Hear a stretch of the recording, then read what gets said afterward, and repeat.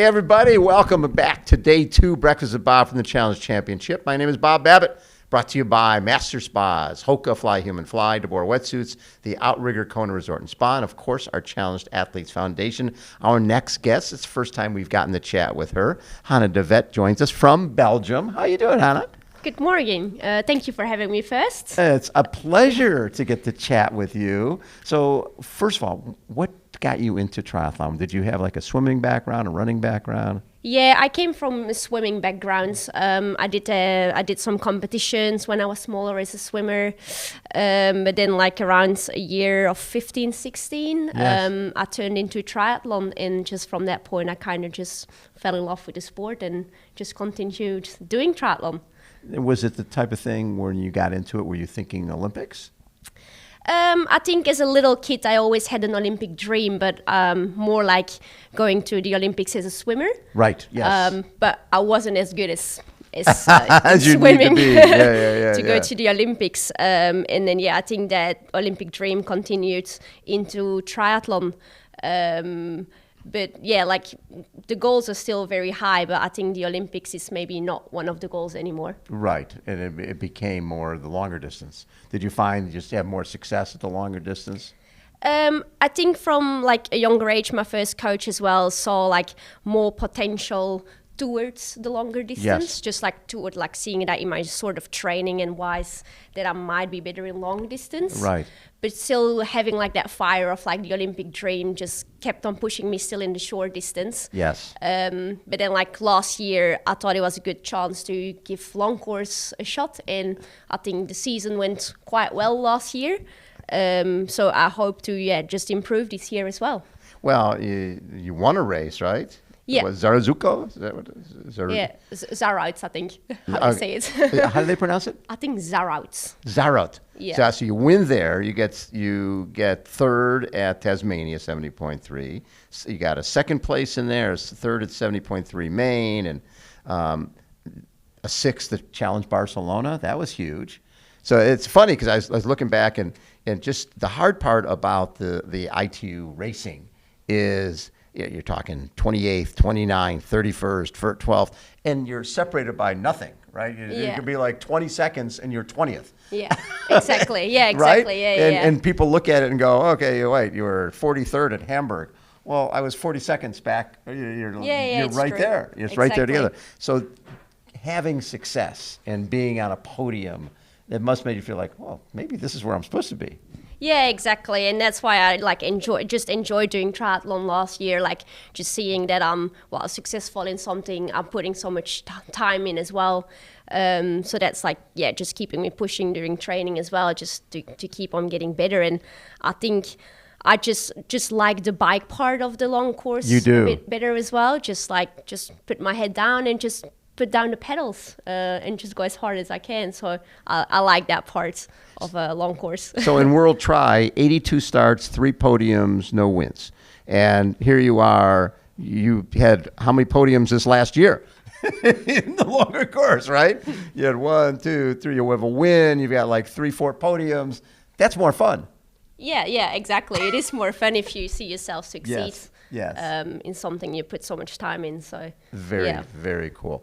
But this is your first time at this race, correct? Yeah, correct. And did you get a chance to ride a course at all, or Not yet. I'm going after this chat. Okay. But I see the wind is picking up already as well. It was really windy yesterday. This is actually calm compared to yesterday. Yeah. Yesterday was howling. Okay. And they say you'll like this. So the first time Luc van Leeuwen, when he came to Ironman from Belgium in 1996, and nobody knew who he was, right? Yeah. And he wins the race, and Ironman is known for the wind. The wind is awful. He's like, and it was a year where there wasn't much wind, and he says, Bob, I'm from Belgium. We have it's always windy. Exactly. Wherever you go, Yeah. it's windy. Well, 2 years later, he was racing again back there, and I see him on the bike course, like sort of shaking his head, and he was like, the worst wind in '96 was equivalent to the easiest wind today. It was brutal. He found out what Ironman was all about, real wind, right? Yeah. Yeah. it was a little different than what he expected. Yeah, exactly. But yeah, being from Belgium, we're used to the winds. Like I go for a 4-hour ride, I got 2 hours of the massive headwind. I think, oh, it's time to turn around. I get a nice tail back home.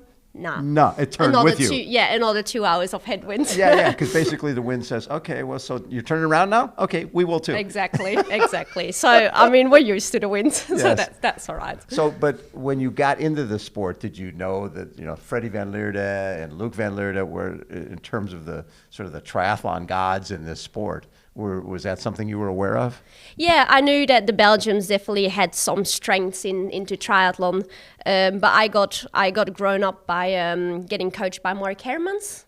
Mark Hermans? Yeah, also a very known name in Belgium in the triathlon world. Yes, Mark was sixth in Kona. Exactly. And then he was paralyzed next winter. Exactly. And he came back. What always blew me away with Mark, he came back and did the swim the following year after becoming paralyzed. That was unbelievable that he got through the 2.4-mile swim. Yeah, so he's the guy that got me into triathlon and gave me all my strengths I have these days. Does he still coach you? No, he used to. When you first got into it? When I got into triathlon. Mark is so positive, upbeat. Exactly. That is very cool. Yeah. Now, do you see yourself, now that you've moved in this, are you still thinking of 2028 for Olympic program, or will you stay with the longer? I kind of need to make my decision at the end of this year. Okay. So I'm just gonna see how this season goes as long course. I've been enjoying last year really well racing, and like a happy athlete always races the best, they say. Absolutely. So we'll see how I feel by the end of the year, and then I'll make my decision. Well, what's interesting too is just you guys race so much when you're doing the ITU format, right? You're racing a ton, and you race nine? I'm like 3, 6, 9 times last year. Yeah.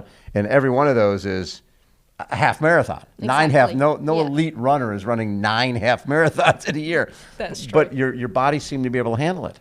Yeah, I think I got a bit of a little niggle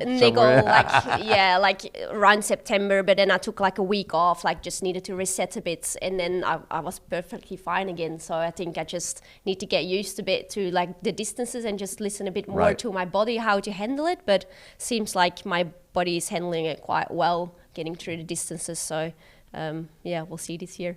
So your boyfriend is Hayden Wild. Yeah. Who took a silver at the Olympics, and we're all going, he's going to get the gold. He's right there. Yeah. And in the last Olympics, he got the bronze. I mean, that's getting 2 Olympic medals is pretty darn amazing. How was he after getting that silver when it looked like there was a good chance? It's like one of those things, the good news, I got silver, the bad news, I think I might have had the gold.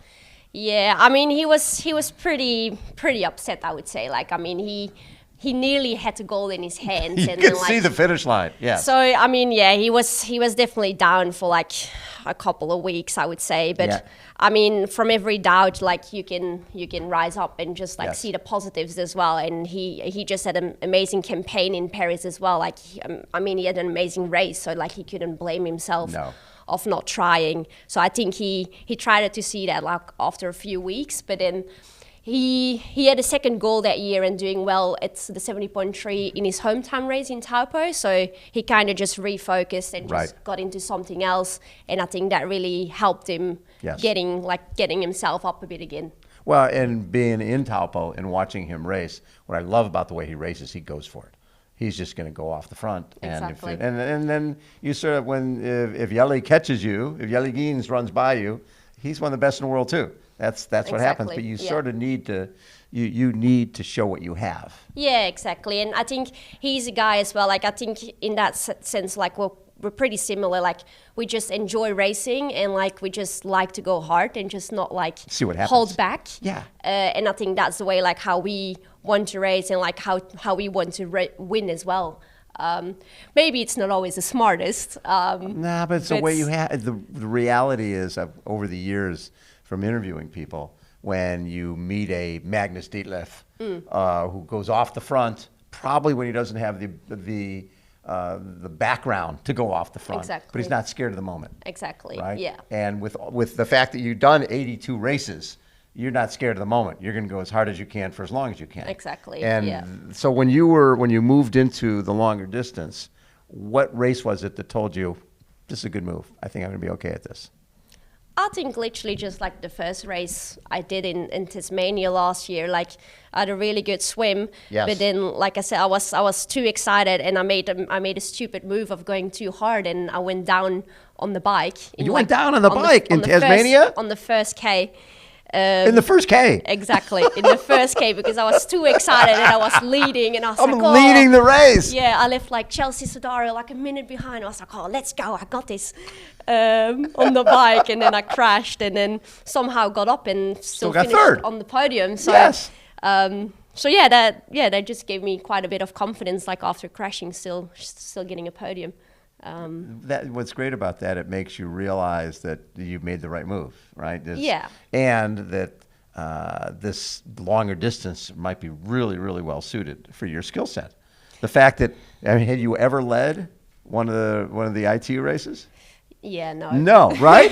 No. And here you are leading, and you're like, oh my God, this is the greatest thing ever. Yeah, exactly. And that's what I mean. Like I got a bit too excited, so and then I make a few mistakes. So definitely learning from those mistakes. You're 26, right? Yeah. You're 26 years old. You're a baby at this. You're just getting going. That's so cool. What has been your favorite race? What in terms of just a great venue and crowds and all that? I really liked ZLMZ. Yes. Oh, it's beautiful. I unfortunately had a really bad day that day, so I wanna go back this year and do better. Well, that's your that's your worst finish of the year, right? Yeah. And you're 24th there. But it's always interesting to me because you're 24th, and I'm sure there was like something happened where either you went too hard, something happened, you ended up blowing up. Yeah, I just had a really bad day. Like I think it was like 3 weeks after the Olympics as well, like supporting Hayden, and I think I got a bit of the post-Olympic blues because of him a bit as well. I think